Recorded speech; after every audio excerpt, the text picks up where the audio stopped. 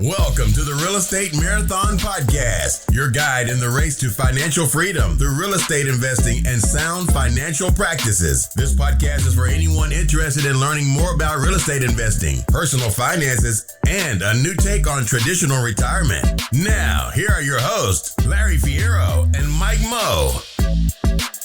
Welcome to the Real Estate Marathon Podcast, your Monday morning motivation edition, where we preview the episode to come and we follow up on our call to action from the previous episodes to make sure you guys are taking massive action from the knowledge that we're giving you, and just to have that extra set of accountability in there to just, like I said, follow up on that call to action from the previous episode. Larry, how you doing? I'm doing good, Mike. How are you tonight? Not too bad, man. So let's talk about that last episode. We hit submarkets pretty hard, didn't we?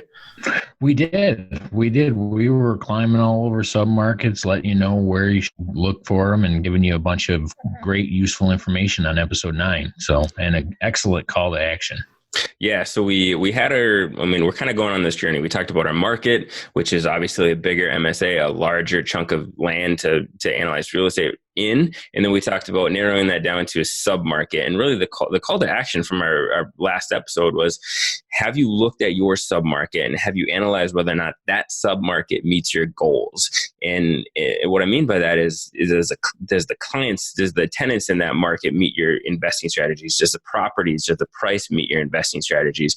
You know, if you're looking for something that's student housing, well, obviously you got to be pretty close to a university or, some sort of school to hit that. If you're looking for something like working class neighborhoods, you need to be close to jobs. If you're looking for something that's non-war zone, well, obviously you have to be in a submarket that supports that. So making sure that your submarket that you have landed on or that you're looking at properties in meets your strategy.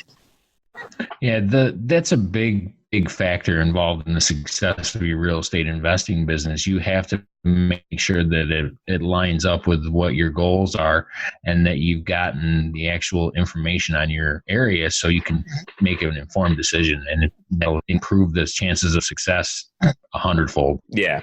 We've talked a ton about starting with the end in mind and making sure that your goals meets the things that you are doing, right? So we talk about having super, super crystal clear vision on where you want to be, and then reverse engineering that and working that backwards. And throughout the entire process, throughout the entire real estate investing, every action you take should make sure that you are aligning with your end goals and that vision that you have for yourself. So really, if you haven't yet, if you listen to that last episode and you're looking at a market, if you haven't yet taken into account what submarkets you're looking into, make sure you get on, use the tools that we kind of went through in detail in the last episode, and make sure that submarket meets your goals. The other call to action that we had was a selfish plug on our mailing list. If you haven't yet, jump onto the Real Estate Marathon Podcast.com, throw your email in, and we will be sure to hit you up with tons of newsletters. Well, not tons, maybe a bi-weekly newsletter and some information that you might not have had previously, and you can stay up to date on what we're doing here on the podcast. And that we let you know exactly when the new episodes come out. So that also helps. That gives you first information whenever anything new happens or new, exciting. And that seems to be a daily occurrence for the Real Estate Podcast. Is exciting things happening over here. Yeah. Yes, absolutely. Yep. So we are continuously improving the things that we're doing here, the information that we're putting out to you. And we're obviously always looking for feedback from you folks that are listening on what you'd like to hear and what you'd like to see from us. So, that's what we got for the call to action.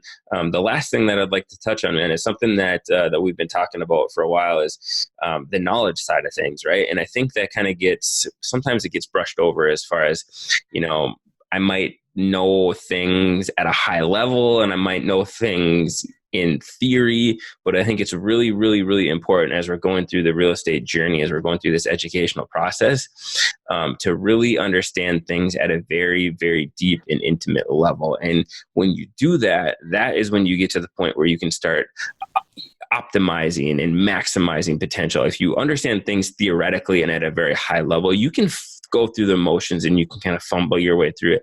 But when you know the inner workings and how things operate at a very, very deep and intimate level, that's when you unlock a lot of value and being able to really maximize it and look for angles that other people haven't because they don't know it as well as you. So education is huge, but going really, really deep in your niche and not casting too wide of a net is really, really important in this space.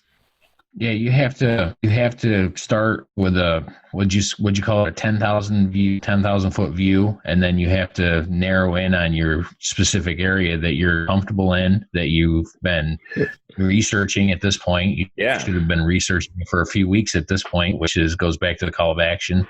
And it's one of those things where once you get the knowledge down in your area, then you can start evaluating these properties on a much faster and quicker pace. Yeah. Yep. And it does take discipline, man. I gotta admit, I'm susceptible to this shiny object syndrome.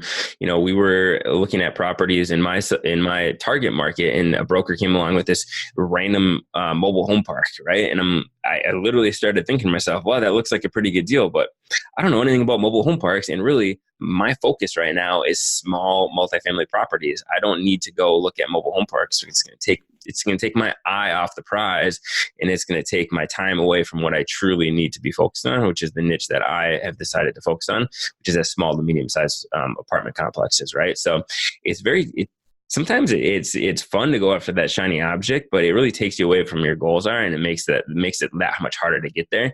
It's very hard to be an expert in everything, right? And the jack of all trades is not really, in my opinion, a very good way to go about it. Right, a master of none. So if you're a master in your niche, well, you are going to find different angles that certain people wouldn't, and you're able to maximize those opportunities that come across your plate way more than anybody else.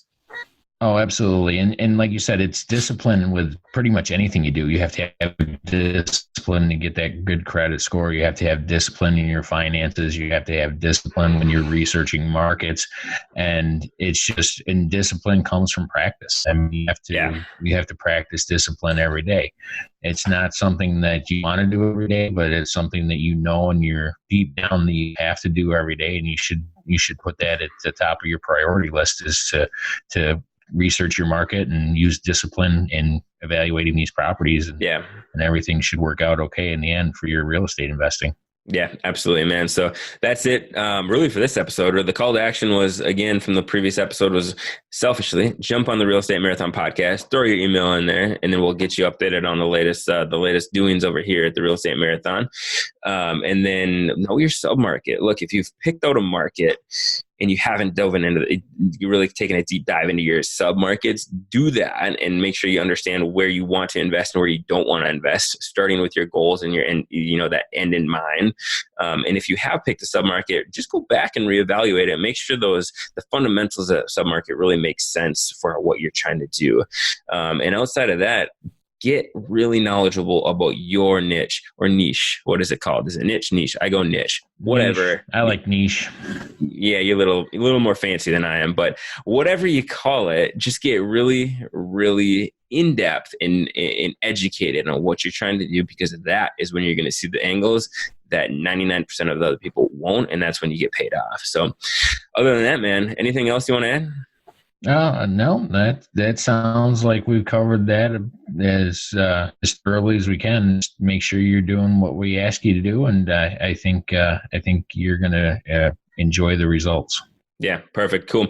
All right. That's all we got. So if you guys enjoy these quick hits, these under 10 minutes kind of follow up to what we've previously done, and a little quick hit for your Monday morning motivation, let us know over on the Real Estate Marathon Facebook group, and leave us a rating and review at wherever you listen to this, either Stitcher, SoundCloud, Spotify, or most people, iTunes podcast app.